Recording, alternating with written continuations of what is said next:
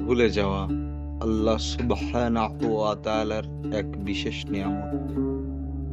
তিনি যদি আমাদের এই নিয়ামত না দিতেন, বেঁচে থাকাটা যে কি ভীষণ দুঃসহ হয়ে উঠত, তা আমরা কল্পনাও করতে পারি না।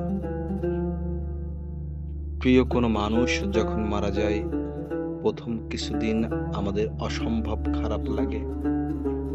সারাটা দুনিয়াকেই কেমন রঙহীন, বিষাদ আর বিরক্ত লাগে।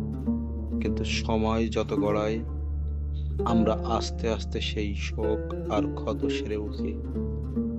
সময়ের সাথে সাথে প্রিয় মানুষের স্মৃতিগুলোও ধূসর হতে থাকে আমাদের মানসপটে।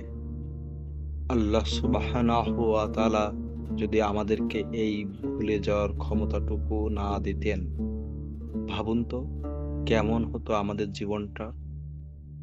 একবার শুধু চিন্তা করুন, আপনার মা মারা যাওয়ার দিন যে কষ্ট আপনার অনুভূত হবে।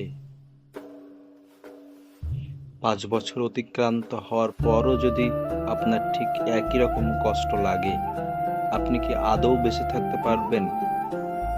আবার ভবিষ্যৎ না জানাও একরকম নিয়ামত। ধরুন, আজ রাতে যদি কোনোভাবে আপনি জেনে যান যে আপনার ফুটফুটে সন্তানটা আগামী ৫ বছরের ঠিক আজকের দিনটাই মারা যাবে, আপনার দ্বারা কি সম্ভব হবে আজ থেকে স্বাভাবিক জীবনযাপন করে যাওয়া? আপনি কি খেতে পারবেন ঠিক মতো? ঘুমাতে পারবেন এই ভবিষ্যৎ জেনে নিয়ে?